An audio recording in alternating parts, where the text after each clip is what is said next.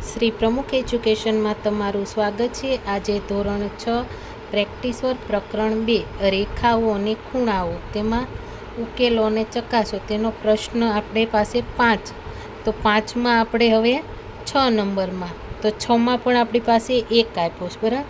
નીચે આપેલા કોણ માપકમાં દર્શાવેલા ખૂણાઓ લખો। તો અહીંયા કોણ માપકમાં આપણે ખૂણા દર્શાવેલા છે બરાબર છે। તો અહીંયા કયો આવે છે તો એ આપણે જોવાનું। તો કે અહીંયાથી છે તો આપણે કયો લખશું તો કે 30નો બરાબર। પછી આપણી પાસે બી નંબર તો બી કયો છે તો કે બી આપણી પાસે અહીંયાથી તે અહીંયા સુધીના તો એટલે કે આપણે આ ગણવા તો કેટલા આવશે તો કે 90° ખૂણો આવશે।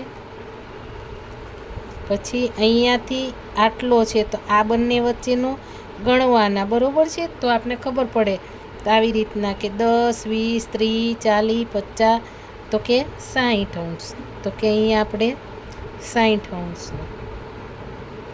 હવે ડી તો એમાંય પણ આપણે આ બંને વચ્ચેનું અંતર ગણવાનું આવે છે તો કે 70°નો આવશે બરાબર।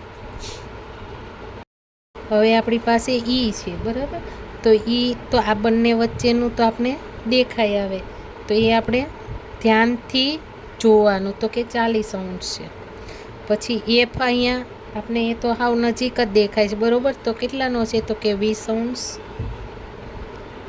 અહીંયા આ બંને વચ્ચેનું તો હાવ જો કંઈ નહીં તો કે 10° છે। અહીંયા પણ 10°નો છે। અહીંયા તો કે 10 20 30 તો કે 30°નો છે ને અહીંયા આપણી પાસે તો કે 20°નો છે આવી રીતના બરાબર।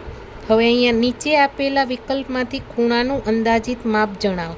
તો અહીંયા અંદાજિત આપણે લખવાનું છે એવું નથી કીધું કા તો આ નાનો છે તો કે કયો આવશે તો કે 30।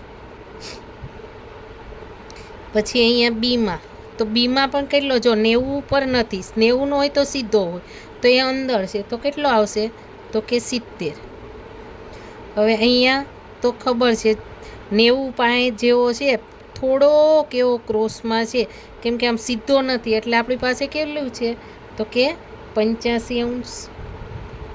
હવે અહીંયા તો કે જો 95 તો છે નહીં 15 તો નાનો નથી તો કે 45°નો છે।